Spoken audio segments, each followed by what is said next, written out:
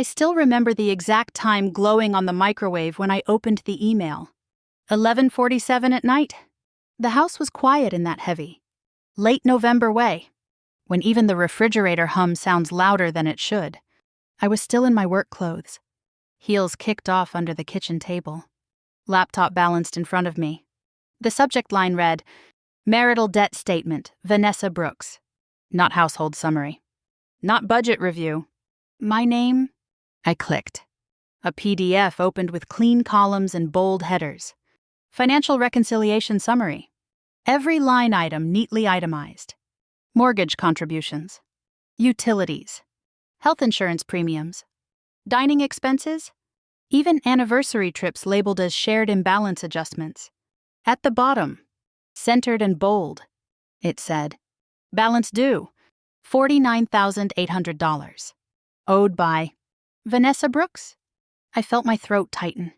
Slowly, I looked up from the screen. Daniel was leaning against the kitchen counter, arms folded across his chest. He wasn't angry. He wasn't even defensive. He was smiling, calm and almost relieved, as if he had finally solved a problem that had been bothering him for years. "You knew this was coming," he said. I hadn't, for a few seconds. I honestly thought it was a joke. Some twisted attempt at dark humor after a long week. But Daniel didn't laugh. He stepped forward and pulled out a chair across from me, sitting down like we were about to review quarterly projections. My hands felt cold against the laptop keys. I scrolled again, slower this time, forcing myself to read each entry. Mortgage payments broken down by percentage. Insurance premiums highlighted in yellow. A column labeled long-term liability exposure. "This is about fairness," he said evenly. "About financial imbalance in our marriage." Financial imbalance. The phrase sounded rehearsed. We had been married 9 years. 9 years of shared rent. Then a mortgage. 9 years of late-night takeout while he worked on bids and contracts for the construction company he'd started from scratch. 9 years of me working full-time as a senior operations manager in Raleigh, bringing home the steady paycheck while his business found its footing. In those first 3 years, my salary covered most of our household expenses. I didn't keep score. I believed in what we were building. When cash flow got tight, I paused extra retirement contributions. I handled vendor invoices for his company when his office manager quit unexpectedly. I scheduled meetings, proofread proposals, answered after-hours calls when clients panicked. I never billed him for any of it. Now I was looking at a document that did exactly that. I kept scrolling. Utilities were divided into neat monthly averages. Health insurance premiums were marked as primary liability. There was even a line item for vacations, categorized as discretionary expense imbalance. Then something at the bottom caught my attention. Prepared by Brooks Family Holdings, LLC. I stared at it. Brooks Family Holdings wasn't just Daniel. It was the umbrella company he co-owned with his brother, Ethan. The same family business his mother, Carol, liked to describe as legacy-driven. "You didn't do this alone," I said quietly. Daniel hesitated. Just a fraction of a second. Ethan helped organize the numbers. He's better with projections. Projections. I noticed another column extending 5 years forward, estimating what I would owe if current contribution ratios continued. "This is structured forward," I said. "You're planning payment schedules." He leaned back slightly. "I assumed you'd want to settle this privately. To protect the marriage." "Protect the marriage?" "By sending me an invoice." "And you put only my name on it," I said. "It reflects contribution differences," he replied.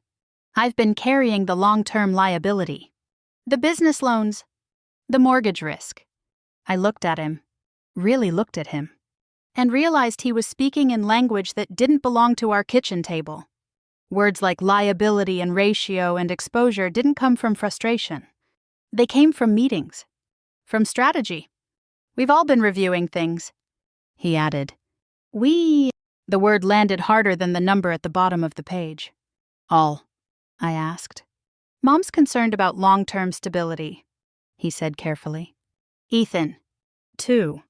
It's just smart business oversight. Business oversight. Of our marriage. A memory flickered in my mind. Sharp and unwelcome. Thanksgiving dinner last week. Carol asking pointed questions about equity and who carries what. Ethan mentioning restructuring in passing.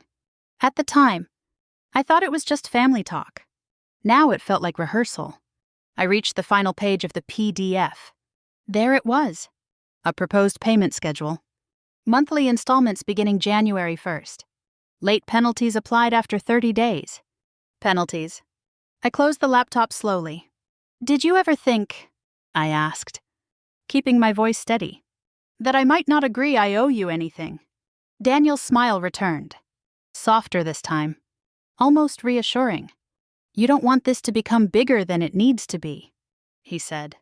And in that moment, I understood something deeper than the number printed at the bottom of the page. This wasn't just about money. If his brother drafted it, and his mother reviewed it, then this wasn't a private marital disagreement. It was a family strategy. A structure built quietly around me while I was busy believing we were partners. I didn't know yet how deep it went. But I knew one thing with absolute clarity. If they thought I would quietly pay to preserve the illusion of peace, they had miscalculated me entirely. I barely slept. At 2:15 in the morning, I was still staring at the ceiling, replaying Daniel's calm voice in my head. Financial imbalance. Long-term liability. Protect the marriage. Each phrase sounded less like something a husband would say and more like language drafted in a conference room. By 6:30, he was already in the kitchen grinding coffee beans as if nothing had shifted. The smell filled the house, rich and familiar. He glanced at me over his shoulder. Morning, he said lightly. I nodded and sat across from him at the dining table. The printed copy of the invoice was already there, neatly stacked.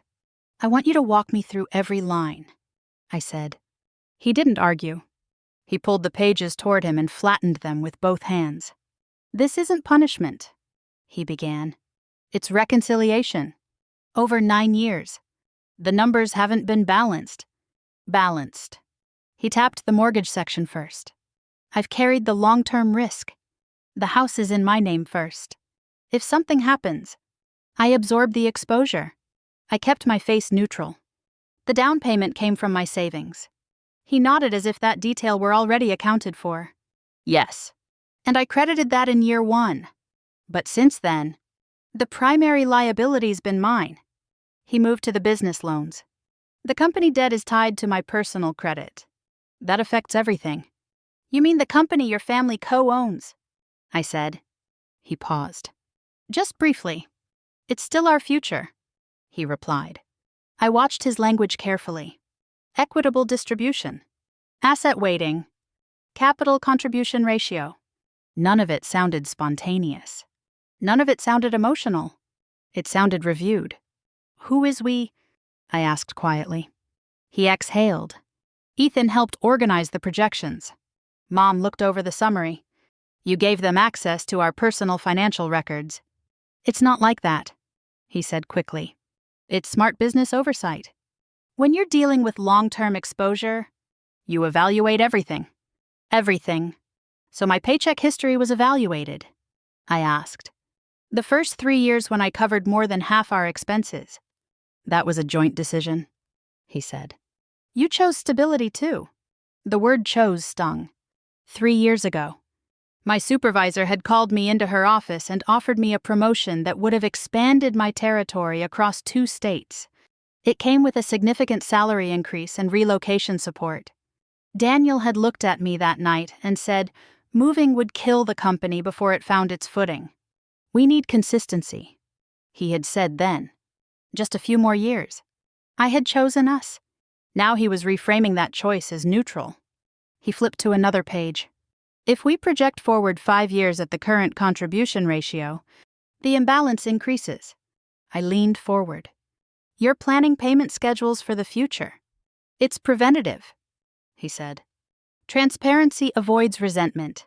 As he lifted the stack of papers, a separate document slipped out onto the table.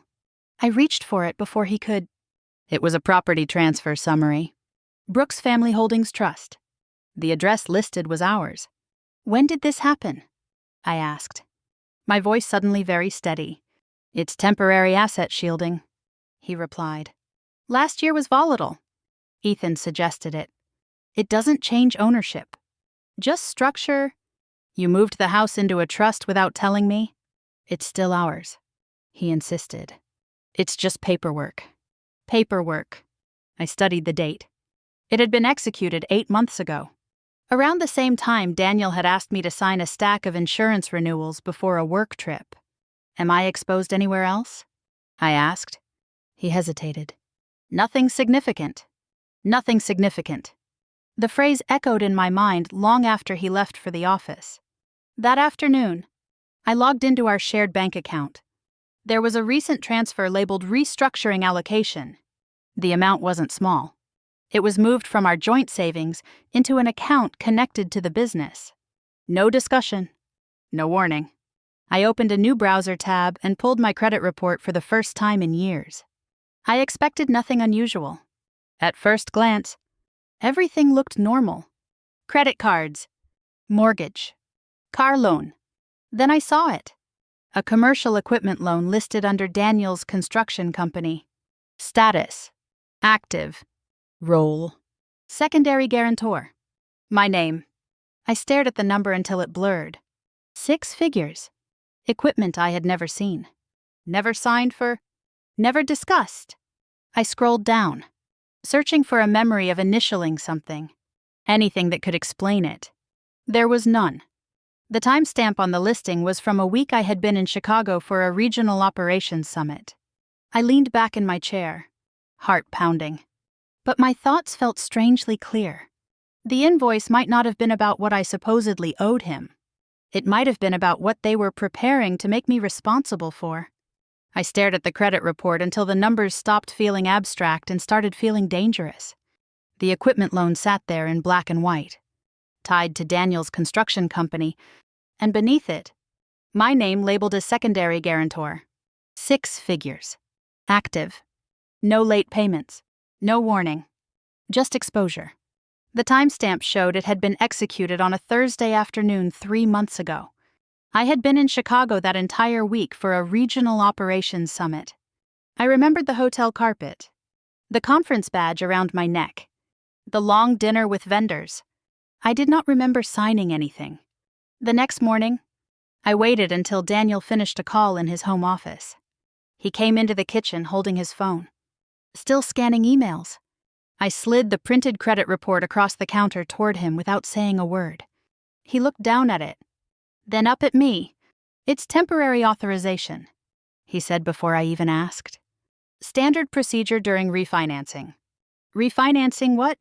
I asked. Equipment. We upgraded 2 trucks and a crane this quarter. The lender wanted additional security. And you volunteered my name.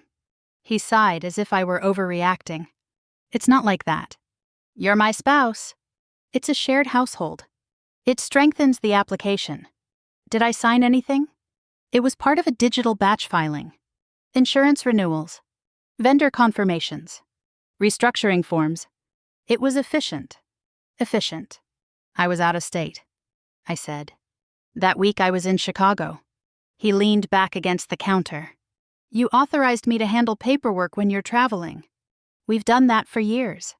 I authorized you to pay utilities, I said. Not to attach my name to 6-figure debt. He rubbed his forehead. Vanessa, this is how business works. You benefit from the company's growth too. Benefit. The word sounded like justification. I want a copy of the original signed agreement, I said.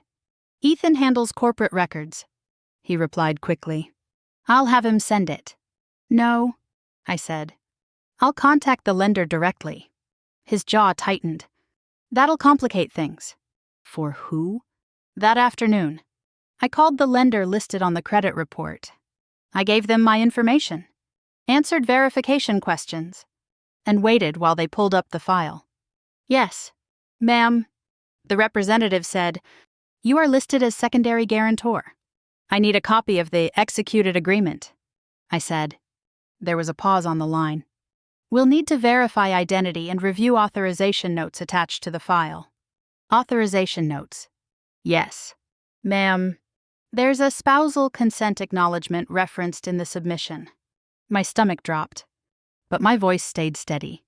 I never signed a spousal consent acknowledgement. Another pause. We'll escalate your request, she said carefully. When I hung up, my hands were shaking, but my thoughts were sharp. The invoice. The property trust transfer. Now a loan with my name attached under the label of consent. This wasn't scattered miscommunication. It was pattern. That evening, while Daniel showered, I logged into our shared cloud drive. I hadn't checked it in months. Most of the folders were labeled by year and vendor. Then I saw it. Restructuring Phase 1. The folder had been updated 2 weeks ago. I clicked it. Inside were draft memos titled Asset Reallocation Strategy and Risk Containment Outline. My heart pounded as I skimmed. Under a section labeled Shared Domestic Exposure, my name appeared in a bullet point describing supplemental guarantor leverage to stabilize lending position. Leverage. I felt something inside me shift. Cold. Not frantic. Focused. This wasn't a husband trying to calculate fairness in a marriage. This was a company insulating itself against collapse. The invoice suddenly made sense in a way that had nothing to do with $49,800. If I accepted that I owed him money, if I acknowledged financial imbalance, it could be used to frame shared liability. A narrative. Documentation. I scrolled further. A memo referenced anticipated audit review within the next fiscal quarter. No details. Just a note that structural adjustments should precede expanded scrutiny. Audit? I leaned back in the chair and closed my eyes for a moment.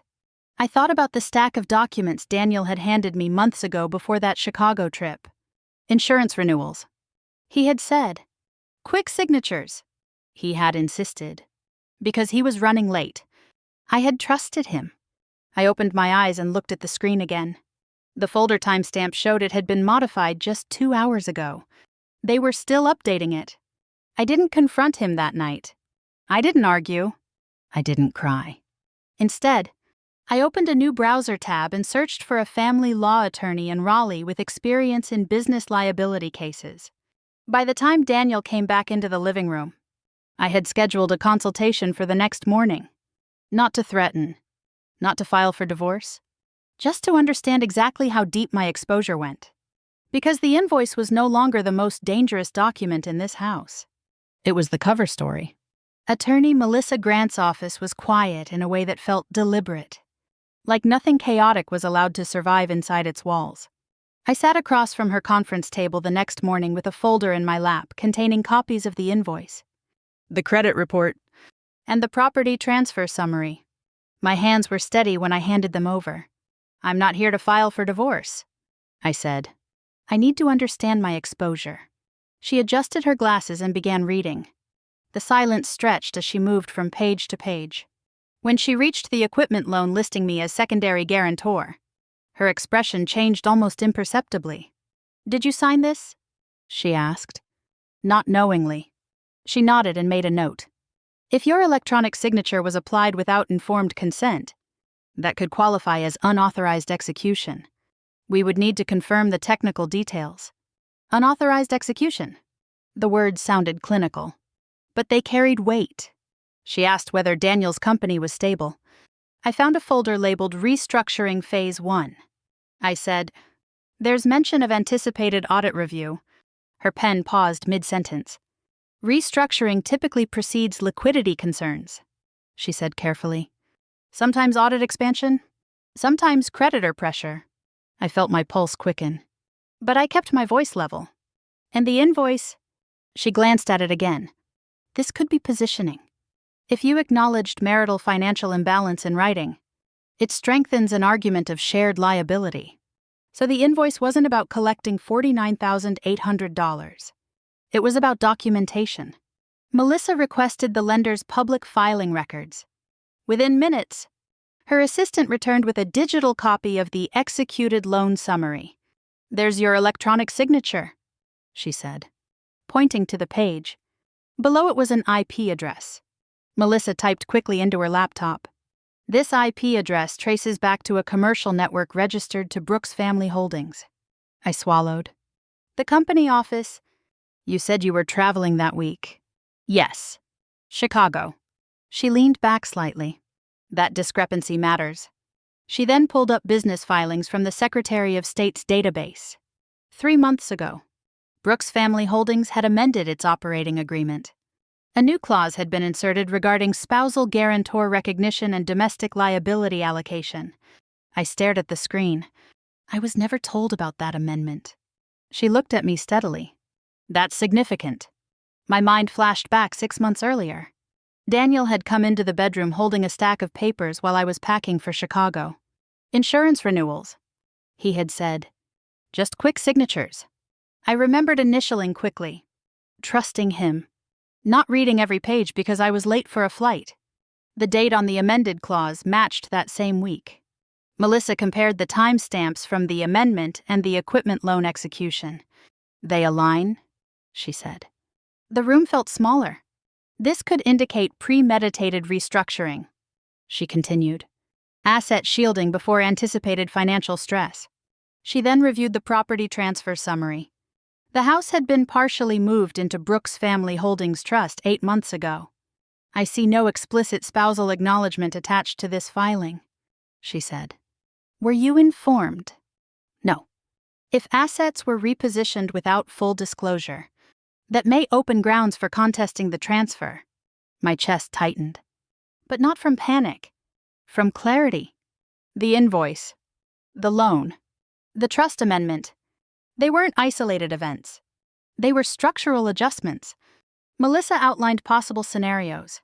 If the company defaults, she said, creditors could pursue guarantors. If documentation suggests you acknowledged financial imbalance, they may argue shared responsibility. I leaned forward. There's something else. I told her about the folder labeled Restructuring Phase 1, about the memo referencing shared domestic exposure. She asked me to forward screenshots immediately. When I did, she read silently for a long moment. Anticipated domestic dispute contingency. She read aloud from one of the trust amendments. The phrase hung in the air. They expected resistance, I said. They anticipated conflict, she corrected gently. I felt something settle inside me. This wasn't an emotional misunderstanding. It was a strategy drafted in advance. Melissa advised immediate steps. Do not confront further without documentation. Open a separate account. Secure copies of all financial records. Freeze any automatic authorizations where possible. I nodded. As I stepped out of her office, my phone buzzed. A text from Daniel. Did you think about the payment plan? The casual tone made my jaw tighten. When I returned home that afternoon, I logged back into the shared drive. The restructuring phase. One folder was locked. Access restricted. The modification timestamp was 2 hours after Melissa's office had requested public filings. They were moving. I took a screenshot and sent it to Melissa. Her reply came quickly. They're accelerating. I sat in my car outside the house for several minutes before going inside. For the first time, I understood something clearly. This was never about whether I owed Daniel money. It was about ensuring I owed them everything if the company collapsed. And now that I had legal counsel, they knew I wasn't going to quietly pay. 3 days after I met with Melissa, Carol sent a message to the family group chat. Thanksgiving dinner at our house this year. Attendance expected. The word expected sat on the screen longer than the rest of the sentence. Daniel was on the couch beside me when the notification came through. He glanced at it, then at me, and gave a small shrug. It'll be good to reset, he said. Reset. I typed a simple, "We'll be there," and locked my phone. If this was a performance, I intended to watch it carefully. Before we left that Thursday afternoon, I made copies of every document Melissa had reviewed. I left a folder at my office downtown and another in my car's trunk. I also opened a new checking account earlier that week and redirected my next paycheck. Daniel hadn't noticed yet. Carol's house looked exactly as it always did. Polished hardwood floors, A long dining table set with gold-rimmed plates. Framed photographs of the Brooks men standing beside construction projects like monuments. Ethan opened the door before we rang the bell. "Vanessa," he said, extending his hand instead of offering a hug. His smile was professional, measured. Inside, the house was warm, almost overly so. The smell of roasted turkey and cinnamon candles hung in the air. Carol embraced Daniel tightly, then held me at arm's length just long enough to look into my eyes. "I'm glad you came," she said. "Family is important." Family. Dinner began with small talk. Weather, travel, business growth. I listened more than I spoke. About halfway through the meal, Carol cleared her throat. "It's been a year of learning," she said, lifting her wine glass, "especially about long-term security. Protecting what we build for future generations." Ethan nodded. Daniel kept his gaze on his plate. "We've all had to make responsible decisions." Carol continued. "Transparency keeps families strong." The air at the table shifted. Daniel set down his fork. "Vanessa and I have been reviewing our financial structure," he said calmly. "It's important to acknowledge contribution differences." Contribution differences. The phrase sounded rehearsed, just like fairness had. I felt every eye at the table turn toward me. Instead of defending myself, I asked a question. "When you reviewed my financial records," I said evenly, "did you also review the first 3 years of payroll transfers from my account into our household?" Silence. Ethan's eyes flicked toward Daniel. Carol's smile tightened. "This isn't the place for line-item debates," Daniel said softly. "I'm not debating," I replied. "I'm asking." Carol folded her hands. "Marriage is about unity. Sometimes one partner carries more at certain stages. Like when I covered 60% of our expenses while the company stabilized." I asked. Daniel's jaw tightened. "We agreed on that." "Yes," I said. "We did?" The difference was, I hadn't invoiced him for it. My niece Lily came around the table collecting plates. She leaned close to me as she reached for mine. "Grandma said things are changing next year," she whispered, unaware of the weight of her words. "What kind of things?" I asked gently. She shrugged. "I don't know. Grown-up stuff." After dessert, Daniel and Ethan stepped into the study. The door didn't close completely. I saw folders stacked on the desk inside. One tab caught my eye. Phase 2 allocation. My name was handwritten on a yellow divider before the door clicked shut. I stepped outside onto the patio for air. The cold November breeze hit my face, sharp and clarifying. From inside, I could hear muffled voices. Low. Controlled. This dinner wasn't reconciliation. It was narrative building. If the family could frame me as financially imbalanced, as someone who owed, then restructuring decisions would appear justified, even inevitable. When we gathered our coats to leave, Carol hugged me again. This time she held on longer. "It's easier if you cooperate," she whispered against my ear. The words were soft. The message wasn't... Daniel drove home in silence. The streetlights flickered across the windshield as we pulled into the driveway. He cut the engine but didn't move. "You embarrassed me," he said quietly. I asked a question. "You made it sound like we're adversaries." "Aren't we?" I asked. He didn't answer. Inside the house, I opened my laptop almost automatically. A new notification from our bank was waiting in my inbox. "Collateral update request pending review." I clicked. Our home address appeared under a heading labeled Potential Business Collateral Review. My breath slowed instead of quickened. Thanksgiving hadn't been about gratitude. It had been rehearsal. Rehearsal for removing me from the foundation of everything I thought we had built together. The morning after Thanksgiving, I sat at the kitchen island with my laptop open, sunlight cutting across the same counter where Daniel had once smiled over the invoice. The bank notification was still in my inbox. Collateral update request pending review. Our house. I forwarded the email to Melissa with a single line. "They're trying to attach the house." She called within an hour. "If the property is pledged as business collateral without your explicit informed consent," she said, That raises serious concerns, especially given the existing guarantor dispute. So they can't just move it quietly? I asked. Not legally, she replied. But they may attempt to position it that way. Position. Everything with Daniel and his family felt like positioning. Melissa pulled updated filings while we were on the phone.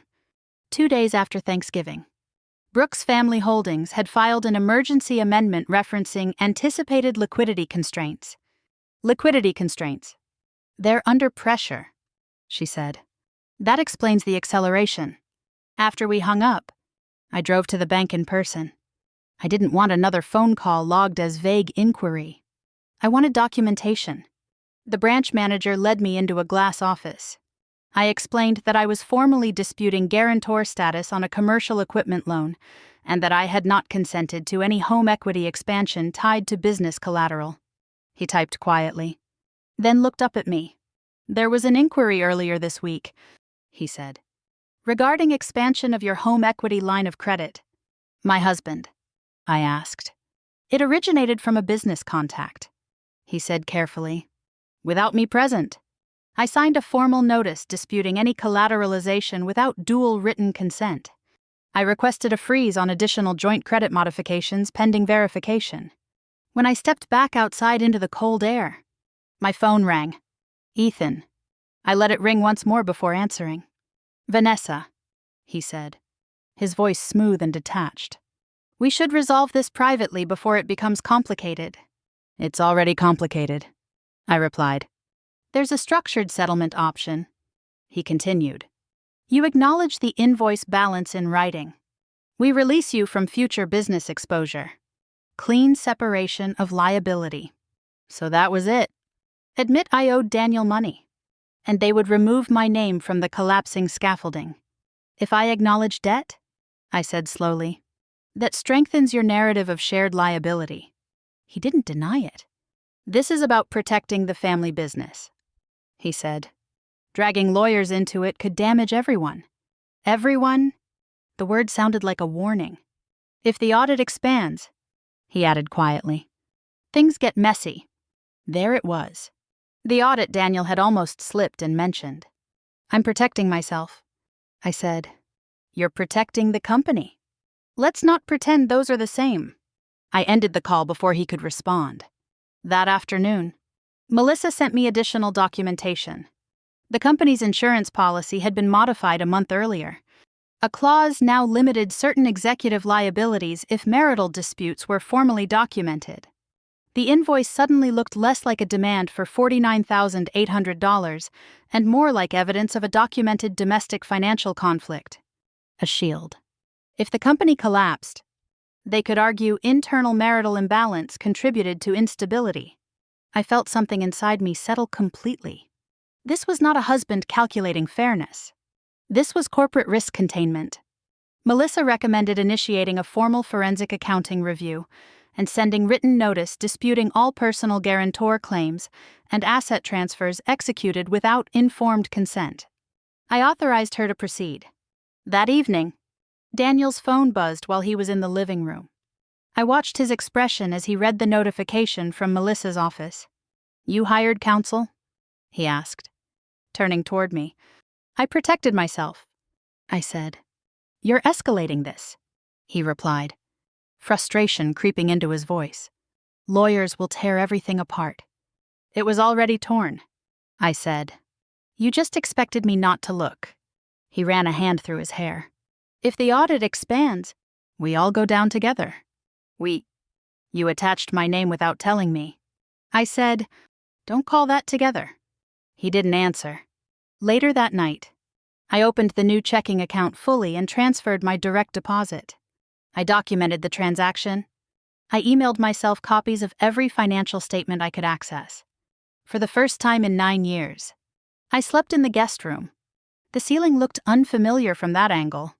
The house felt less like a home and more like an asset under dispute. Just before midnight, my phone vibrated with another notification. Collateral review accelerated. Lender requires updated guarantor verification within 72 hours. I stared at the screen. Calm and steady. For the first time since that invoice appeared. I understood something clearly. They were no longer calculating how much I owed. They were calculating how much I could cost them if I refused to play along. 72 hours after the lender's notice, I walked into the mediation office in downtown Raleigh, wearing the same navy blazer I wore to board meetings. The room was quiet, neutral, intentionally stripped of personality. A round table, glass walls, a pitcher of water placed precisely in the center. Daniel was already seated. Ethan sat beside him. A thick binder in front of him labeled Financial Reconciliation. Corporate counsel occupied the chair at the end of the table, laptop open. Melissa sat next to me, calm and composed. Daniel gave me a small nod, as if this were a routine discussion. Corporate counsel began, "We're here to resolve documented financial imbalance within the marriage and clarify liability exposure related to Brooks Family Holdings." Documented. He slid a copy of the invoice across the table. "As you acknowledged," he continued, "there has been a discrepancy in contribution over 9 years.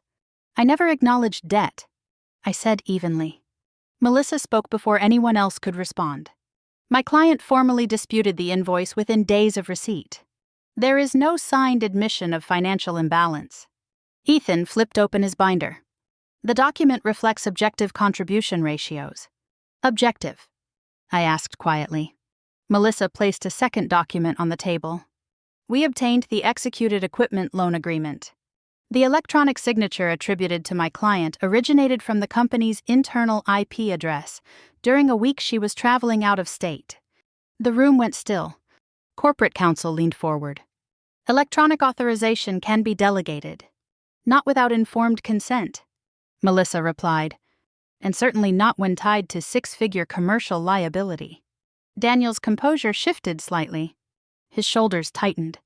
"This is getting blown out of proportion," he said. "We were restructuring that standard business practice." Melissa opened another folder.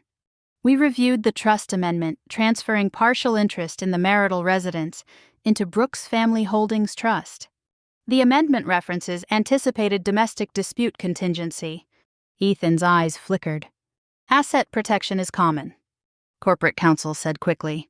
"Premeditated shielding using a spouse's undisclosed guarantor status is not," Melissa answered. I finally spoke. "I never authorized collateralization of our home," I said. "I never consented to being positioned as leverage for refinancing." Daniel looked at me then, frustration flashing across his face. "You benefited from the company, too." "Benefit doesn't equal blind liability," I said. Melissa slid a final document forward. "My client has already submitted formal notice to the lender disputing guarantor status. If her name is removed, refinancing approvals may be denied." Ethan's hand tightened around his pen. "If the audit expands," Daniel said abruptly, "everyone gets dragged into it." Melissa didn't miss a beat. "That depends on who signed what." Silence settled heavy over the table. Corporate counsel requested a brief recess.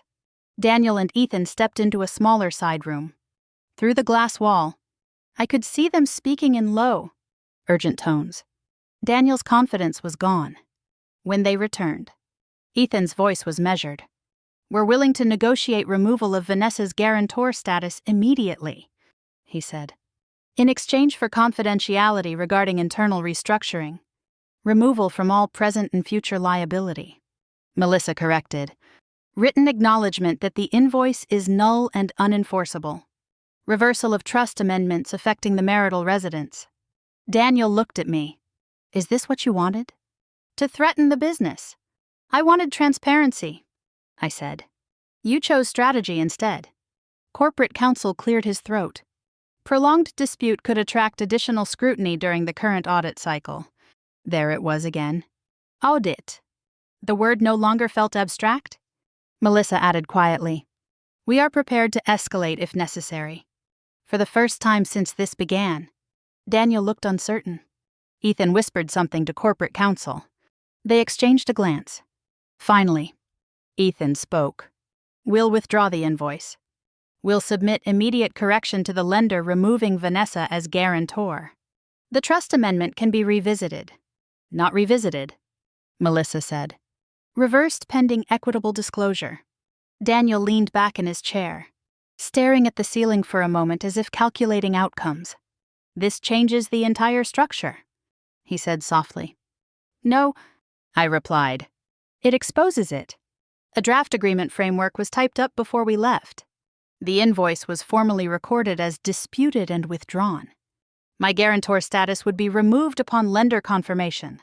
Asset transfers tied to the house would be frozen pending review. As we stood to leave, Daniel moved closer to me, his voice low. You didn't have to make it this big. I met his eyes without hesitation. You made it this big the moment you put my name on something I never agreed to. He didn't answer. Walking out of that building, I felt something shift that had nothing to do with money. He had sent me a monthly invoice believing the numbers would make me feel small enough to comply. Instead, it forced everything into the open. And now the structure he tried to protect was standing on ground far less stable than he ever calculated. 1 week after mediation, I signed the final addendum in Melissa's office with a pen that felt heavier than it should have. The document was only a few pages long, but it carried 9 years of weight. My name was officially removed from the equipment loan. The lender had confirmed written release of guarantor liability. The collateral review on the house had been suspended pending full ownership clarification. The invoice was documented as formally disputed and withdrawn. $49,800. Reduced to nothing more than a failed strategy. Melissa slid the final copy across the desk toward me. You're protected, she said. Protected. It wasn't the word I would have chosen for my marriage, but it was the word I needed. When I walked back into the house that afternoon, it felt unfamiliar, not because the furniture had changed, but because the illusion had. The kitchen counter looked exactly the same as it had the night Daniel leaned against it and told me I owed him.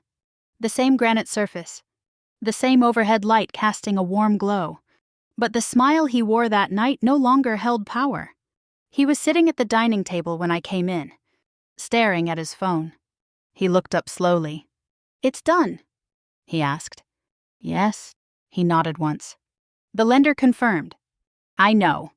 There was a long pause between us.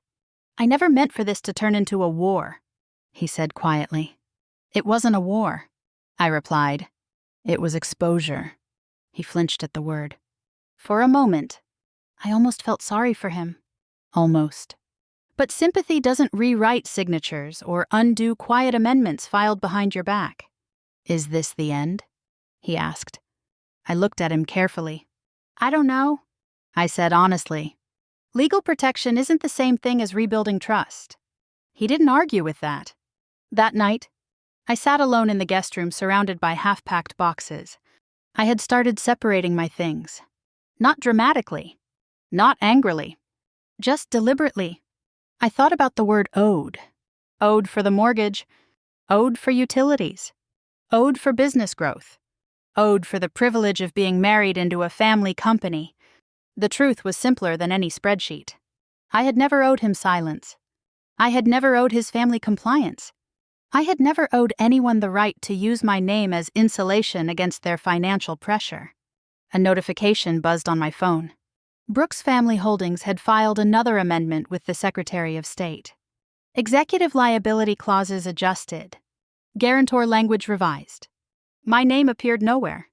They were restructuring again. This time without me as leverage. I walked through the house slowly, touching the back of the dining chair, the edge of the hallway table, the banister that had felt like home for years. I remembered the early days when Daniel's company was barely surviving. I remembered transferring money without hesitation. I remembered declining that promotion because I believed in what we were building together. I didn't regret supporting him. I regretted not protecting myself sooner. The difference matters. Daniel stood in the doorway of the guest room as I sealed another box. You really think I would have let anything happen to you? He asked. You already did, I said gently. You just didn't think I'd notice. He had no answer for that. 2 days later, I moved the last of my boxes into my car. I wasn't slamming doors. I wasn't screaming. I wasn't announcing revenge. I was choosing clarity. Maybe the marriage could be rebuilt. Maybe it couldn't. But if it ever stood again, it would stand on transparency. not manipulation dressed up as fairness. The invoice had changed everything. Not because of the number printed at the bottom, but because it revealed the structure underneath our marriage. A structure that had been quietly adjusted without my knowledge. I used to believe loyalty meant absorbing imbalance. Now I understand something different. Loyalty without boundaries becomes liability. If you've ever been told you owed someone for sacrifices you willingly made, if you've ever watched fairness be rewritten into debt, I hope this story reminds you that clarity is power. Sometimes revenge isn't destruction. It isn't screaming or burning bridges. Sometimes revenge is simply refusing to carry what was never yours to owe. If this story resonated with you, I'd love to hear your thoughts. Have you ever experienced financial manipulation or family pressure disguised as fairness? Share it in the comments. Your voice might help someone else recognize the pattern sooner than I did. And if you believe in protecting your dignity, in uncovering hidden power inside family drama, stay here with me. Subscribe, follow along, and join this community of women who refuse to let silence become a debt. Because the most dangerous thing about an invoice isn't the number. It's the belief that you have to pay it. And I don't owe anyone that belief anymore.